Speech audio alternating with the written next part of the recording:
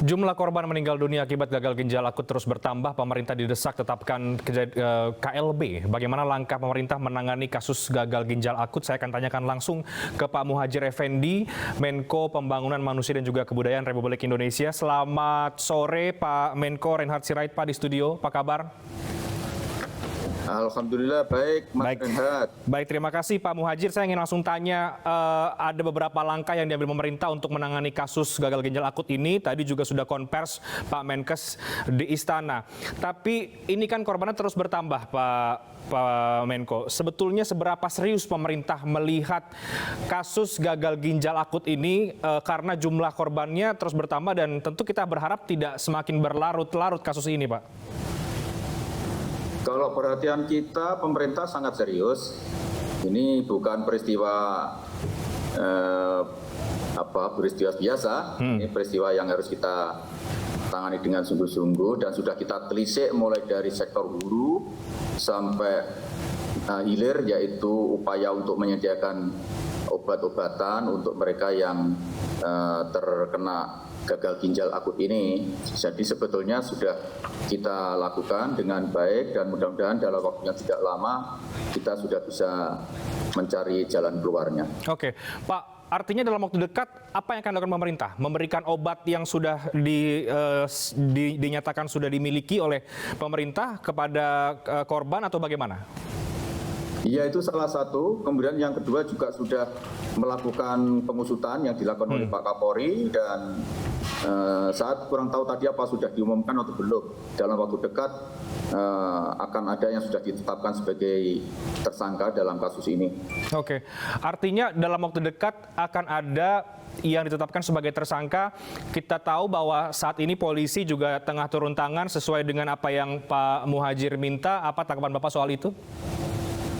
Ya, sudah. Jadi nanti yang akan kita telisik itu asal muasal dari bahan baku ini.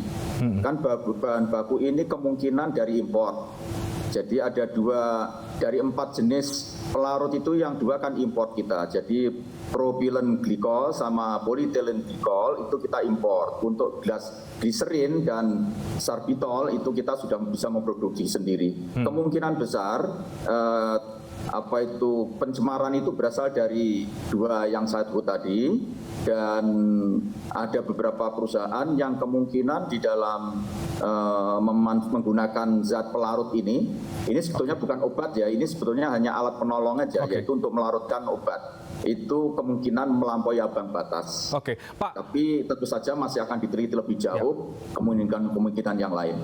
Oke, Pak Menko, maaf saya potong. Artinya tersangka yang nanti akan diumumkan, ini apakah datang dari kalangan swasta atau dari pihak mana, Pak? Karena sekarang kan semua pihak, baik pemerintah pun saling lempar tanggung jawab, sering disebut seperti itu, Pak Menko. Ya, itu kan bukan wewenang saya, nanti wewenangnya yang Pak Kapolri untuk mengawal untuk itu. Tapi yang jelas tadi kita sudah rapat kabinet terbatas dipimpin langsung oleh Bapak Presiden, kita sudah mendengarkan arahan-arahan, termasuk saya kira saya tidak mengikuti tadi konferensi persnya dari Pak Menteri, sekarang saya harus di acara yang lain. Kalau nggak salah juga sudah diumumkan daftar obat yang jenis sirup ini yang tidak menggunakan 4 bahan yang mengandung senyawa berbahaya itu, dan itu sudah bisa digunakan secara luas. Tetapi pesan saya kepada warga, lebih baik berhati-hati tinggilah daripada sembrono gitu, karena ini menyangkut nyawa anak-anak kita. Perhatikan betul yang sudah disampaikan oleh Pak Menkes dan percayakan kepada dokter. Jangan beli obat-obat di luar tanpa resep, terutama yang dalam bentuk sirup, walaupun mungkin sudah ada beberapa obat yang sudah dinyatakan aman oleh pemerintah melalui Ibu BPOM, Bu Penny, maupun Pak Menkes, Pak Budi Sadikin. Oke, baik Pak Muhadjir, karena tadi Bapak katakan dalam waktu dekat akan ada tersangka, artinya sejak awal Anda sudah mengendus, mencium bahwa ini bisa masuk ke dalam tindak pidana hukum ya Pak, pelanggaran hukum? Ya, itu wewenangnya Pak Kapolri ya, nanti Kapolri akan bekerjasama dengan BPOM untuk menelisik lebih jauh. Ya, tadi itu akan ditelisik mulai dari paling hulu, yaitu asal muasal dari bahan baku ini, karena bahan baku ini kan penggunanya spektrumnya luas sekali, mulai dari untuk bahan cat, untuk kosmetik, bahkan untuk fiberglass, dan yang paling sekarang menjadi perhatian kita adalah zat ini digunakan untuk pelarut kandungan obat yang kemudian bisa dalam bentuk sirup itu. Oke, baik. Pak Menko, kita tunggu nanti proses hukumnya seperti apa. Tapi kalau tadi Anda katakan pemerintah serius, ini sekarang mulai muncul desakan Pak agar pemerintah menetapkan KLB. Tapi tampaknya opsi itu tidak diambil oleh pemerintah. Mengapa demikian, Pak?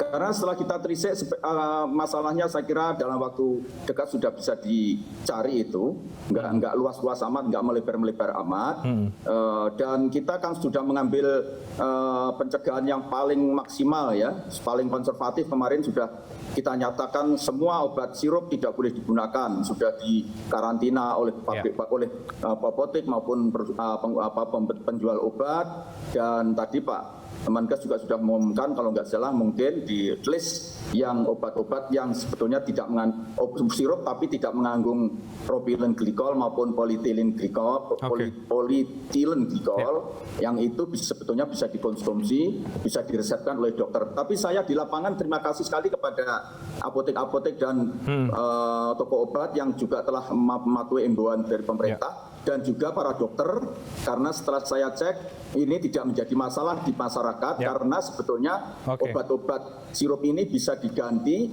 dalam bentuk puyer, sehingga para dokter mengeluarkan resep puyer dan apotek-apotek kemudian membuat sendiri dalam menggerus obat ini untuk diberikan kepada para langganannya. Saya kira ini langkah yang bijak, Pak. Paling bagus mengambil langkah yang paling konservatif untuk mereka yang terutama yang tidak tahu, yang awam dengan obat, sebaiknya minta pada dokter supaya buat resep puyer aja, resep yang nanti diracik oleh apotek atau toko obat yang punya apoteker ataupun asisten apoteker setempat. Saya kira itu akan lebih aman.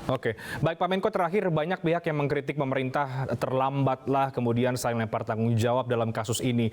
Sekarang kita lihat sudah ada beberapa keputusan dan kebijakan yang diambil untuk menangani kasus gagal ginjal akut. Berapa lama kira-kira kasus ini bisa dikendalikan dan sehingga tidak lagi ada korban jiwa, Pak?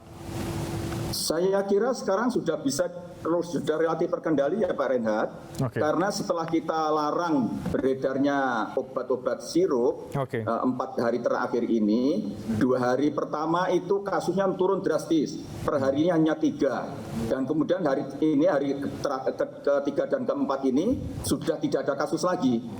Jadi 0 kasus untuk untuk kemarin dan sebelumnya itu sudah 0. Saya tidak tahu data hari ini.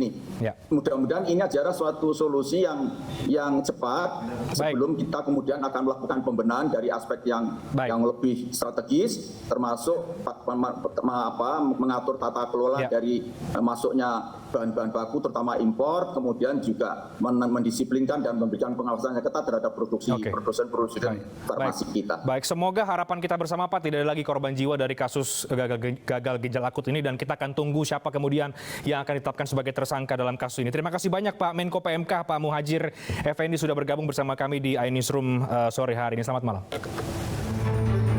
Kami akan lanjutkan diskusi mengenai kasus gagal ginjal akut usai jeda berikut. Tetap bersama kami di iNewsroom.